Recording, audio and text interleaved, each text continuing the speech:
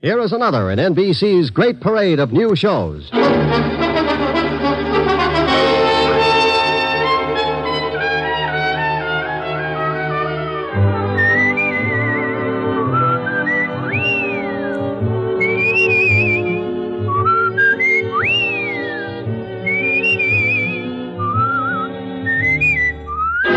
Now, Dick Powell as Richard Diamond, private detective.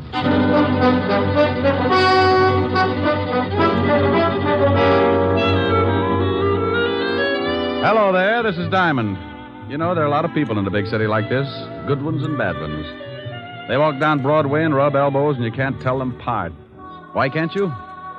Because a lot of them were poured out of the same mold, brought up in the middle of garbage cans and gang wars, weaned on the smell of slums and conditioned to the taste of dirt and a kick in the ribs. By the time they get old enough to raise their fist, they're given two choices, two ways to beat the gang wars and garbage cans. One guy picks himself up, shakes off the filth, and jumps over on the right side of the fence. The other guy picks himself up, too. But when he does, he raises that fist and shakes it at the whole world because he wants things the easy way. He continues to shake his fist until someone shoves a gun in it. Then he's a swaggering giant. Sometimes he climbs over with his little bag of rot and hides in the lap of society. But take away the gun, and he ends up right back in the middle of the garbage cans with his face in the dirt. Now, what about the guy on the right side of the fence? Well, you rarely ever hear of him, unless he becomes president or gets mixed up with the guy on the wrong side of the fence. Like the case I bumped into a couple of days ago. It all started in Central Park.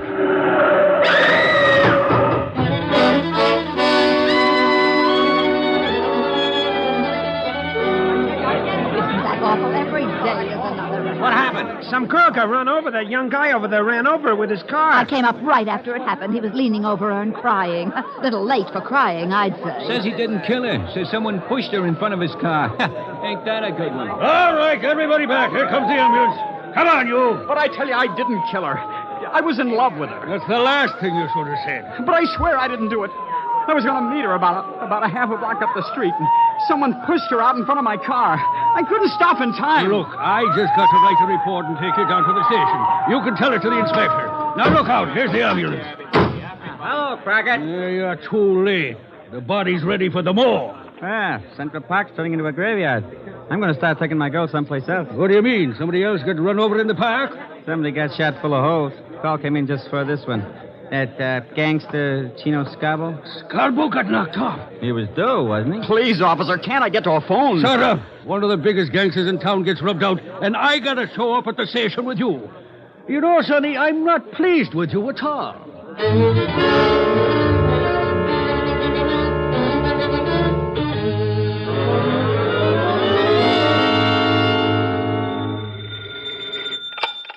Diamond Detective Agency, corpses designed with you in mind. Rick, Oh, hello, Helen, baby. where do you get all those awful slogans? Ghost Rider.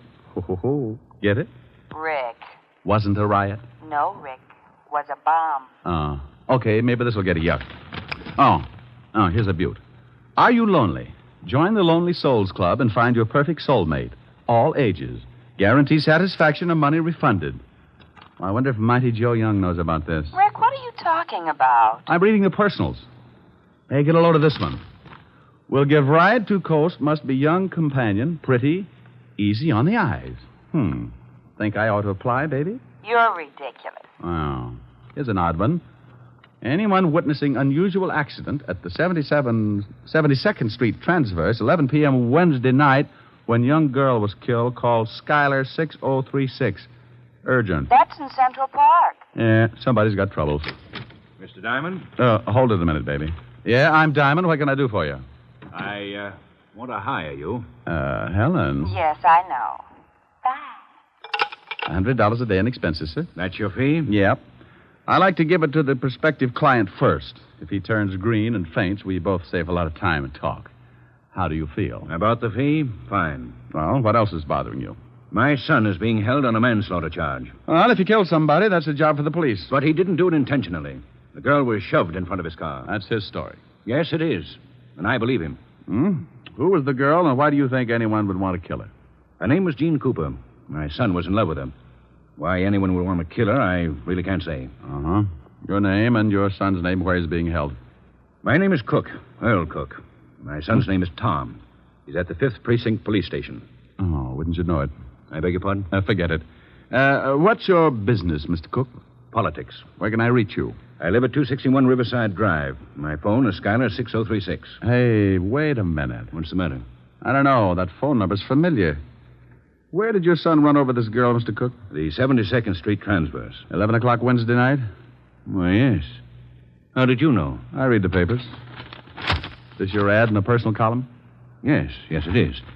You see, the police claim there were no witnesses, but I had hopes that there might have been someone who had seen the accident. Well, if anyone called you, let me know. Now, I'll take $100, Mr. Cook. That's a retainer in case I run into trouble and have to get buried in a hurry. I hate to strain my relatives. He wrote me out a check, and I closed the office and headed for the 5th Precinct Police Station. An automobile death isn't exactly up my alley, but if someone had pushed the girl out in front of the car, then it was murder. And that was a territory I knew my way around in. Well, good morning, Sergeant Otis. Huh? Oh, where did you come from, Shamus? Sugar and spice and everything nice. Huh? That's what little boys are made of. You're crazy. That's what little girls are made of. Why, Sergeant, you peeked. You want to see the lieutenant? I think that would be lovely. Go on. Oh, Otis. Huh? I just had a horrible thought. Yeah? Wouldn't it be awful if there was a whole room full of you? Hello, Walt. Diamond, you get out of here. Every time you wander into this office, I grow another ulcer. Why, Walt, I'm surprised at you. Well, you wouldn't be if you had to listen to Otis bellyaching all over the precinct 12 hours a day. Why don't you leave that poor guy alone? Don't listen to him. Don't listen to him. How can I help it? He screams so loud only dogs can get with it. Have you got a boy booked here on the manslaughter charge, Tom Cook? Yes, we have. I knew darn good and well you'd be springing something before you'd sit down and act like a normal human being. What do you want Cook for? He ran over a dame last night, and that's that. Maybe you want to give him a driving lesson? You're turning blue again, Walt. I'll light up like a pinball machine if you don't start giving me some peace and quiet. Can I see Cook? No, you can't. Well, why not? I know you. You'll end up by proving you wasn't even in the city last night. Before the day is gone, we'll be booking Otis for the killing. Did he do it? Who? Otis. Now, you stop that. Don't you dare start that routine again. I'm the biggest sucker in the world for that thing, and I admit it, but I am prepared. I know who's on first base today. Who? Williams. He's playing for... Otis! Yeah, Lieutenant? Yeah, Lieutenant. Is that all you can say? Take Diamond down to see that guy Cook. And if you let him back in this office, I'll break every bone in your fat head. Yeah, Lieutenant. Oh, where is that bicarbonate? Bye, Walt. I left Walt coming on like Vesuvius, and Otis took me down in the tombs to see Tom Cook. Cook was a man about 25 or 26, put together like a high jumper. He had sandy hair and a nice face. Also, he looked pretty worried. I tell you, Mr. Diamond, I didn't intentionally run over Jean. She called and asked me to meet her in the park. Why?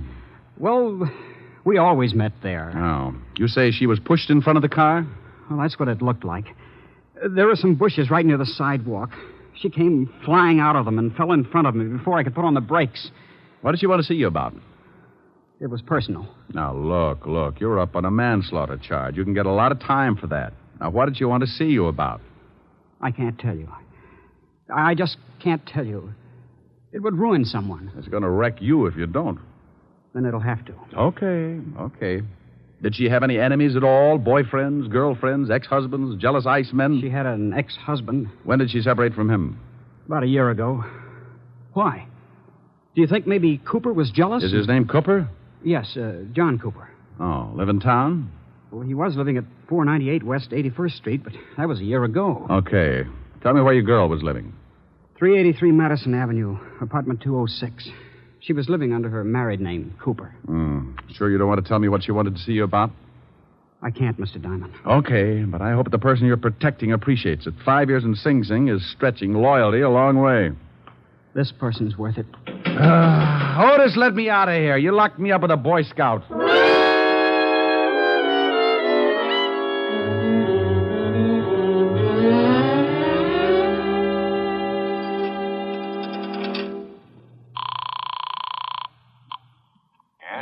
Mr. Cook?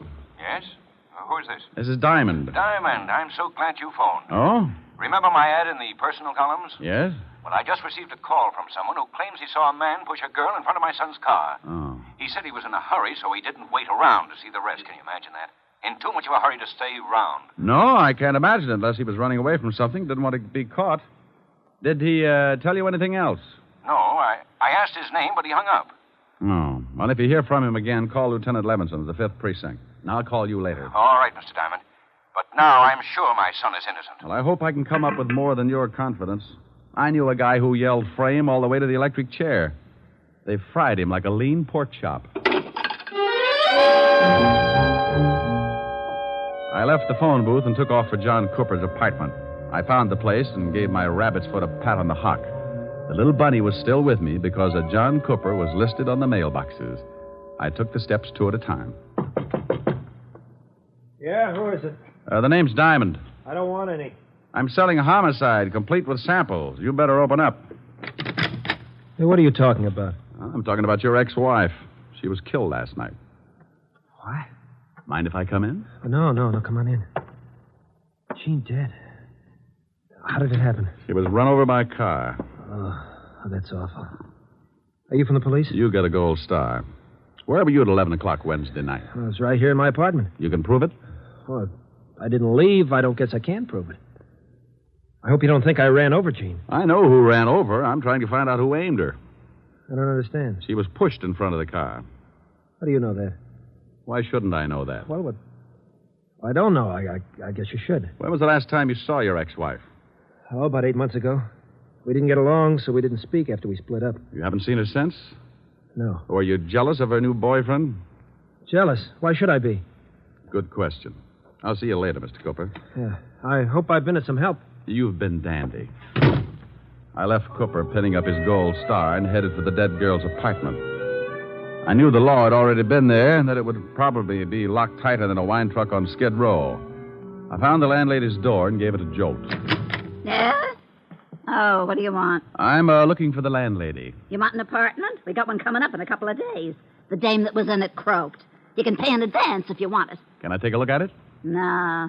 Lousy coppers told me not to let anyone in. You got my word, it's a good one. Oh, well, then you'd better let me talk to your mother. My mother? My old lady's been dead for 20 years. She has? Aren't you a little young to be running an apartment all by yourself? Hey, Sonny. Yes? How old do you think I am? Well, it's hard to tell. I'd say, about 28.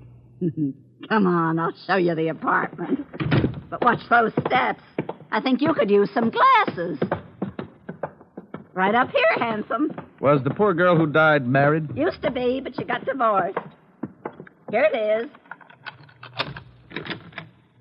There you are, honey. Go on in, take a look around. I'll go on back downstairs in case the law comes back. I'll have to stall them, I guess. Thanks, beautiful. Oh, that's all right, honey.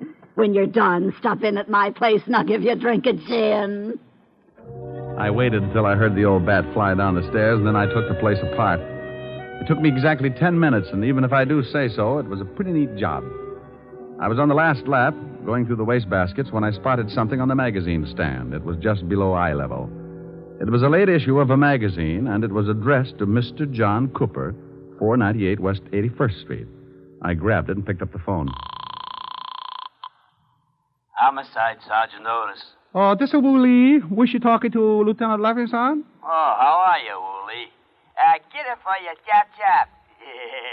Pretty good, huh? Oh, very fine. Chop, chop. Your head, maybe. Huh? Wooly say very fine. You speak very fine Chinese. Oh. Lieutenant Levinson. Oh, this is Diamond, Walt. It is. I told Otis I didn't want to talk to you. He said Wu Lee was on the pipe. Oh, this is Wooly, too, Walt. Oh, that lame brain, Otis. Oh, what is it now, Diamond? I got a liar in the balcony, Walt. What are you talking about? I've spoken to 3 people about the girl that was run over. One of them lied to me. Now, I believe the kid's story. I think she was pushed. So she was pushed. I can't be bothered with that right now. I'm all tangled up in the Scarborough killing. We found the gun that did the job lying in the bushes in Central Park. Wait a minute. In Central Park? Yeah, we traced it to a pawn shop, and the pawnbroker identified one Louis Spiegel as the one that bought the gun. Walt, what time was Scarborough knocked off? Shots were heard about 5 minutes to 11. Hey, that's just about the same time that Cook ran over the girl. You are so right. And Scarborough got killed on the other side of the park. About 5 minutes to run to where the girl got run over. Now, what are you getting at? If you know something about this Scarborough killing, I Walt, want you... some guy called Tom Cook's father and said he saw the girl shoved in front of the car. He wouldn't tell his name because he said he'd get in trouble. Probably a crank. No one would duck out on a deliberate murder. Unless he just rubbed out New York's biggest gangster. Hey. Yeah. Have you got Louis Spiegel on tap? No, he's hiding out. Oh. Well, do me a favor. Check your files and see if you've got a record on a John Cooper. The dead girl's ex-husband? Yeah, then I'll call you back. I've got a guy who might show us where we can find Louis Spiegel and the guy who pushed the girl in front of the car. We killed two birds with one stone. It's quite a billiard shot, but give my little stool pigeon 2 bottles of fermented grape juice and he can run the table. I left the apartment and slipped by the landlady's door. I knew she was building a party because I could smell the 100 proof clear out in the hall. I ducked out on the street and headed for Skid Row in a place called the Parrot Club. When I went in, I spotted my man sitting in his usual spot at the bar. His name was Wilbur Truitt. Ah, greetings, Bucko. You have come just in the nick. Not having the necessary funds to purchase another bottle of strength, I asked yon bartender to put it on the cuff. Wilbur, Whereupon he handed me this can of rat poison. It turned out to be rather soothing in a toxic sort of way. Bucko, you know me. I do not wish to deprive the little rodents of their daily constitution, so I would much rather nurse on the succulent end of a bottle. Wilbur, I'm looking for someone. I have been looking for someone all my life, preferably a brewery owner. Bartender, bring me a bottle. Oh, noble sir, your over-kindness doth wring tears from me. I do embrace your offer. Now, you don't wrap your hooks around this jug until I find out where Louis Spiegel is. That is indeed a difficult problem. Mr. Spiegel carried a rather large gun under his arm. Then if I sit here and gaze at that bottle for any great period, I shall become cotton-mouthed and surely choke to death. Mr. Louis Spiegel might be found in the freight yards, hiding in an old shack at the end of 50th Street. Now, Bucko, I'm rusting. Here you are, Wilbur, and thanks. Farewell. Lord knows when we shall meet again. I have faint, cold fear thrills through my veins. But no matter. I have never let a cork confuse me before. Bartender, a corkscrew and bring the cat. I owe him a drink.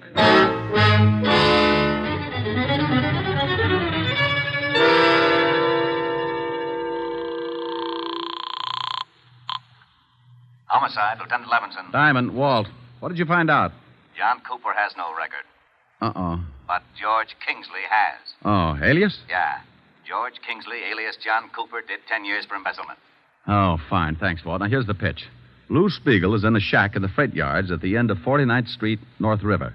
Get some men to surround the place and have Otis pick up John Cooper and bring him down there. I'll be there in half an hour and give you a couple of killers.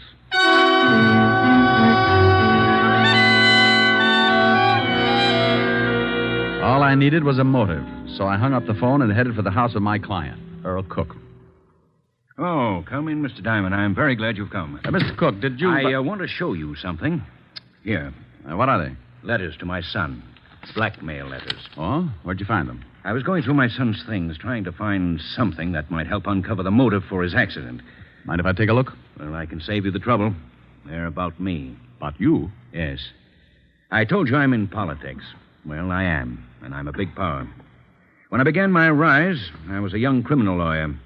I had to accept a lot of cases that I might have turned down under different circumstances. I see. And the opposition tried everything to discredit me. Smear campaigns. Saying that I was getting acquittals for common thugs who were known to be guilty. And later, when I became a judge, they switched the campaign and said that the men I sentenced were innocent. Were they? Of course not. But in those letters to my son, the blackmailer said that he had definite proof that could ruin me. My son knew about my past, and when he started receiving the letters, he was afraid to confront me with the evidence, for fear I might have to admit my dishonesty. Have you talked with your son? I just left him. That's why he didn't tell you anything. He thought he was protecting me. His girl, Jean, found out who was sending him the letters, and, well, she was killed before she could tell him. Well, that fits. If the girl found out, then the blackmailer would not only have to know your son pretty well, but he'd also have to know her. You think you know who he is? See this magazine? Mm-hmm. Well, some of the pages are cut up. Now, take a look at these blackmail notes. They're formed with cut-out letters to spell out the words. The type is the same as the type on the magazine. Where did you get that magazine? In the girl's apartment. Well, then she must have had something to do with it. She found the magazine, all right, but it wasn't hers. Look, Mr. Cook. Yes. Did you ever send a man to prison named Kingsley? Yes, I believe so. For embezzling. Thanks. Where are you going? I'll call you later. I've got a date at the freight yards.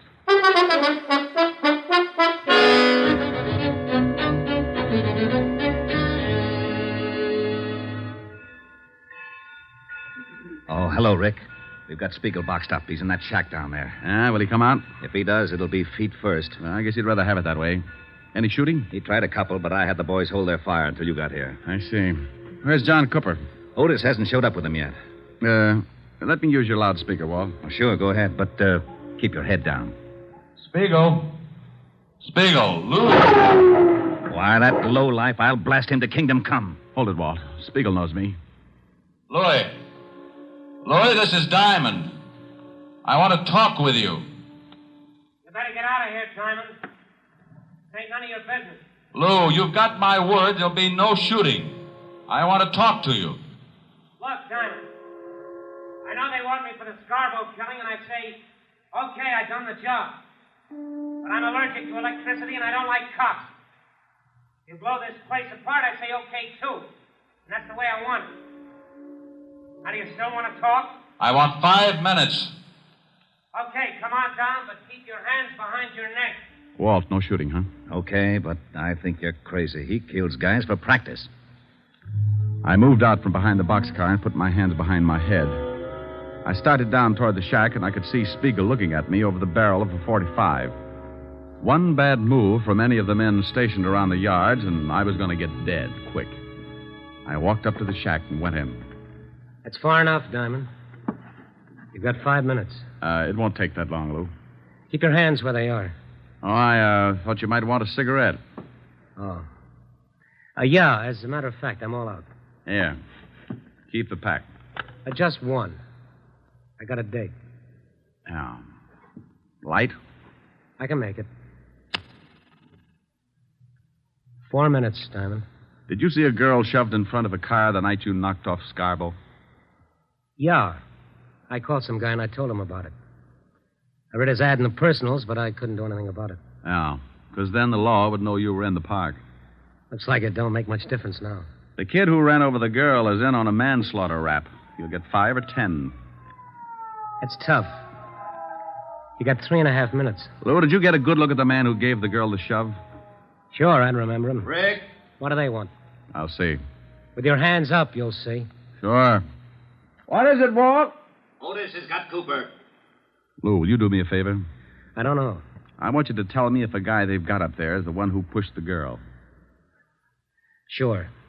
But I can't see him from here. I'll have him brought down. I hope you ain't up to something. I don't want to see no kid get sent up on a bum rap. But if you get funny, you get holes. Walt, how about us bring Cooper halfway down to the shack? He doesn't want to go. Then drag him. I've only got 2 minutes. They bringing him? Yeah, here he comes. Okay. Out that door. What are you doing? I'm doing you a favor. I'm tired of this shack, and I'm walking out with you in front of me. Okay. Don't get too far ahead. Rick, what's Spiegel up to? I don't know. Hold your fire. I'm surprised at you. Even if I identified this guy, it wouldn't hold water. I got a bad reputation. Hey, what's going on? Take it easy, Otis. You can't do this to me. What's this all about? That's the guy, Diamond. I don't know what you're talking about. Sure you do. I saw you push that dame in front of the car. You're crazy. Now, I don't like that. You got just 10 seconds to admit it. I won't admit anything. Then I shoot you. Hey, you can't. Shut up, Flatfoot. Stay out of this, Otis.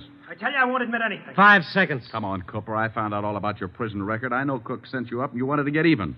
You found those letters Tom wrote to your ex-wife, so you started blackmailing him. And I know you lied when you said you hadn't seen your ex-wife. I found a magazine in her apartment with your address on it. Time's up. No. All right, I did it. You're too late. I'm on schedule. Oh, you idiot. Why did you shoot him? What's the difference? I kill people, he kills people. Besides, he wasn't polite. So long, Diamond. You got your favor. He's making a break. He'll never make it. Spiegel, in the name of the law, stop. For what?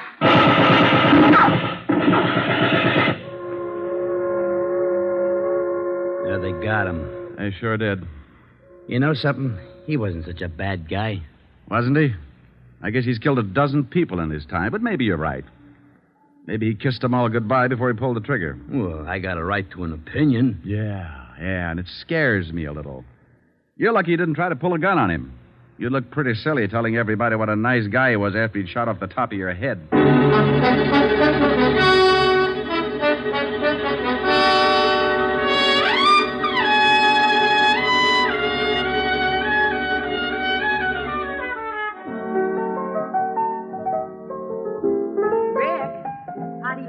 Lots of lemon, honey. What's that you're playing?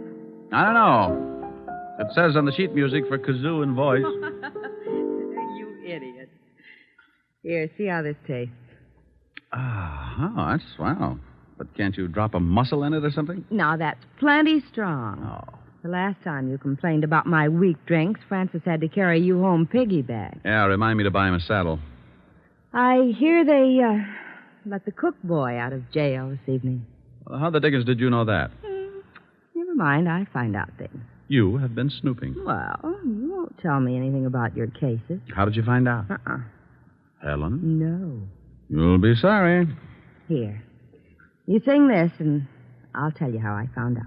Well, I don't know whether I can. Your lips tell me no, no, but there's yes, yes in your eyes. I've been missing your kissing just because I wasn't wise. I'll stop my scheming and dreaming, 'cause I realize your Rick, that's wonderful. Oh, okay, now make like a truth serum where I sing 20 courses of McNamara's band. Well, I was looking for you, so I called Walt Levinson. He told me all about it. Very elementary, my dear Diamond. Oh, get her. Do I look smug? Close your eyes and let's see. Now, that's silly. Why do I have to close my eyes? Close your eyes. Oh, that's better. Rick, aren't you nice? I certainly am. But people always notice my dimples first. Come here. Helen. You're looking smug again.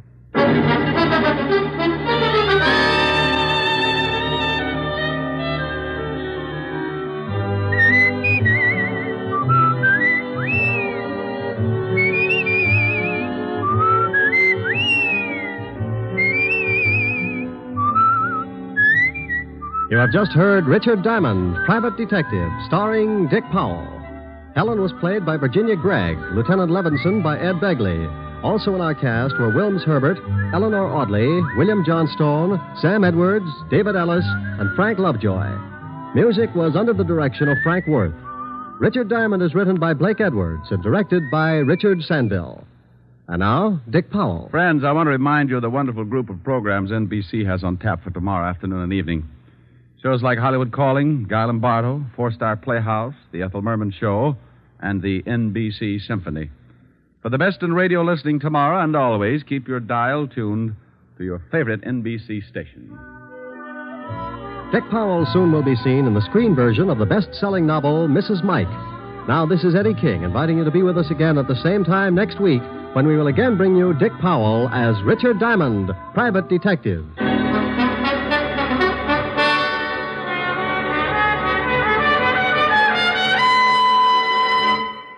This is NBC, the national broadcasting company.